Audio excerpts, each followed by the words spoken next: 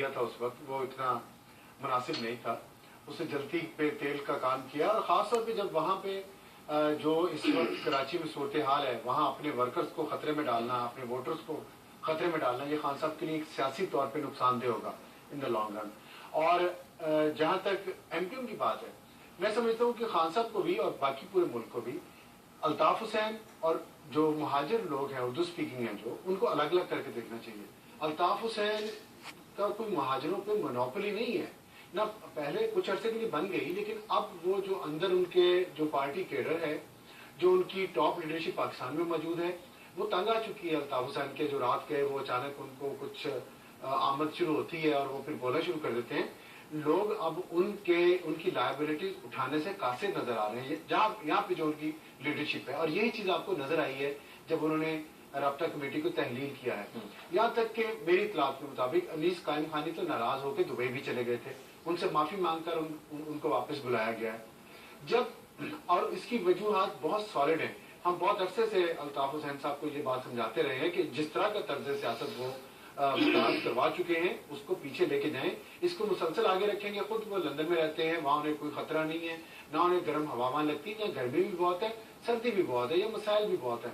यहाँ लोग रहते हैं, उनके बच्चे यहाँ रहते हैं, उन्होंने उनकी जिंदगियों के बारे में सोचना है। वो एक इस तरह की सियासत में मुसलसल जंग की हालत में नहीं रह सकते और ना रहना चाहिए। कराची की हालत देखें, पहले एक दफा बात हो चुकी है, कराची की हालत बहुत खराब हो चुकी है। लोग जो जिंदगी में पाकिस्तान के लिए एक गरीब परवर शहर था, वो पाकिस्तान के हर जगह से लोग वहां जाते थे रोजगार के लिए, अब नहीं जाते, अब वो वहां से भागना चाहते हैं। ये अच्छी बात नहीं है, इसको वापस लाना होगा और ये तभी होगा जब दोनों सियासी कुव्वतें, वहां की जो PTI एक सियासी कुव्वत बन रही है, उन्होंने 8-9 लाख वोट वहां पे लिए हैं इस वक्त खामोशी से, और ये सारे मुहाजिरों के वोट उनको गए हैं, कोई उनको आसमान से नहीं वोट उतर के आ गए। इसलिए ये अल्ताफ हुसैन साहब को जो मोनोपोली कायम करने की कोशिश कर रहे हैं कि वो मुहाजिरों के सिर्फ नुमाइंदा है, उन्हीं की हकूक की बात करेंगे, ये मेरा ख्याल अब इसको चैलेंज है और उन्हें एक्सेप्ट करना चाहिए। उनकी लोकल लीडरशिप ने ये चैलेंज उसको समझ रहे हैं, जमीनी हकायक को समझ रहे हैं, क्योंकि वो यहाँ पे हैं।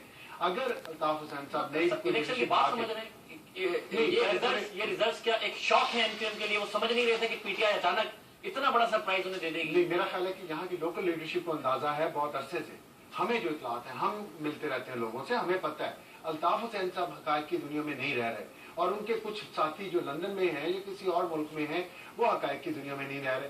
वो अभी तक 80 और 90 की दिहाई की सियासत इस मुल्क के अवाम पे ठोंसना चाह रहे हैं। जो इस मुल्क के अवाम, कराची के अवाम, वो सियासत खेलने से रिफ्यूज कर रहे हैं और वो करेंगे।